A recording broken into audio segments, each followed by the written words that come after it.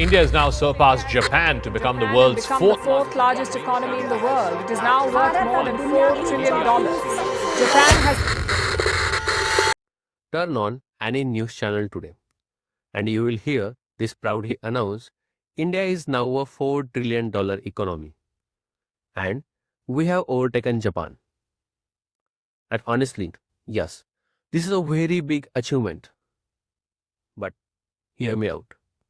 The road I travel on every single day was renovated only 3 months back, and it already feels like a surface of moon. To get my passport police verification done, they indirectly told me, "Sir, thoda chai pani to lagta hai." And every single morning, I inhale 300 AQI plus air because apparently clean air is now optional. So the real question is, how is the nation hitting global milestones? Why the life of an ordinary citizen feels like it's going backwards? And more importantly, who is at fault? Let's start with government. Yes, highways are being built. GDP numbers looks great on PowerPoint. But numbers are not everything. Yes, you can build a 6-lane highway, but if it starts cracking before the first monsoon, it's not a development. It's a contractor and politician success story. Take infrastructure as an example. Roads get rebuilt every year. Flyovers gets inaugurated twice. And potholes, they survive longer than governments. Why? Because quality doesn't win elections. Announcements do. And please, stop blaming the British or the leaders from 70 years ago. Were Britishers good? No. Were the past leaders perfect? Of course not. But how long we are gonna use history as an excuse for present incompetence? Germany and Japan were completely destroyed after World War II. Bombed, flattened, finished. But today, Germany is an engineering powerhouse. Japan is an efficiency benchmark. Because they focus on institutions, not on family power. Here, too often, politics become a family business. Father, daughter, son, relative, and repeat. The goal shifts from serving people to staying in power. Now, let's talk about something everyone avoids talking about. Indian judicial system. Yes, we joke about it, but it's a serious economic problem. In India, justice is not delayed, it's postponed indefinitely.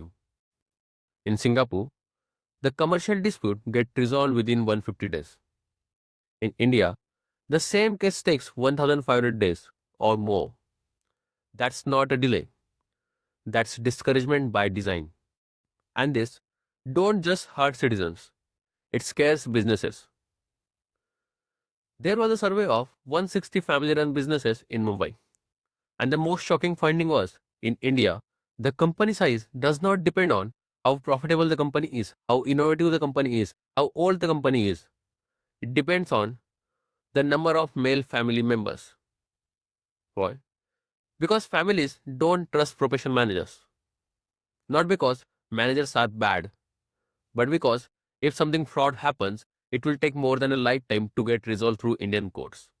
So, families keep control tight. Decision making gets limited. Growth gets sacrificed for safety. The result, after 40 years, American firm grow by around 7 times of its original size. Why? The Indian firm shrinks to half of its original size. Not because of lack of talent, but because of lack of trust in system. Now comes an uncomfortable part. Us. We complain about garbage, but throw that packet chips out of our car window. We complain about corruption, but happily pay a cop 200 rupees to avoid challan. We break traffic rules, we drive on wrong side, and then say, system he corrupt here. We sell our votes for cash, alcohol, free gifts. And after elections, we ask, kuch badalta hi nahi.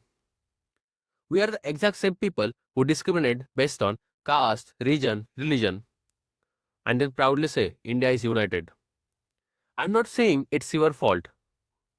This is how most of us were raised. But here's the truth. If we don't change now, nothing will change. First, drop caste, region, and religion bias. Follow the laws of country as strictly as we demand rights. Second, stop being keyboard activist only. Question politicians, attend local meetings, demand accountability, and if nothing changes, enter politics. If not that, then at least call out someone throwing garbage. Stop the wrong side driver. Say something when the laws are broken. Because the silence is also a participation. India doesn't lack talent. It doesn't lack money. The thing that India lacks is responsibility, institutions, and courage to fix uncomfortable problems. A $4 trillion economy means nothing if citizens struggle for justice, dignity, and clean air.